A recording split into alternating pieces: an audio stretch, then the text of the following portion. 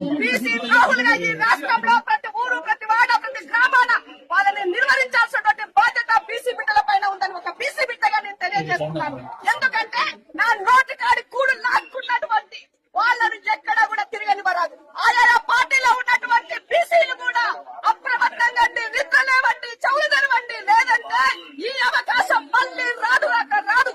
ఇంత మంచి అవకాశాన్ని చేకాచుకోవడానికి మేము చేతగాని దద్దమ్మలం కాదు అని సందర్భంగా గుర్తు చేస్తున్నా. నా బీసీ సోదరులైనటువంటి ఆర్ కృష్ణనైనా సీనన్నైనా ఇక్కడే నిలబడి పోరాటం చేస్తున్నారు.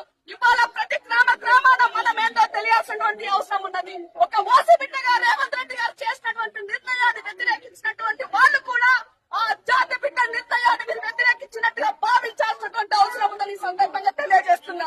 మా పెళ్ళన్న ఒక ఎస్టీ అయ్యి కూడా మాకు మద్దతు తెలిపినాడు. మద్దతు సమాధిగా మద్దతు మాకున్నది. ఎస్సీ ఎస్టీ బీసీల మద్దతు ఇవాళ ఉన్నది. మైనార్టీకి సంబంధించినటువంటి మద్దతు కూడా మాకున్నది. కాబట్టి ముప్పాటికి రిజర్వేషన్ సాధించి తీరుతాం. ఎలక్షన్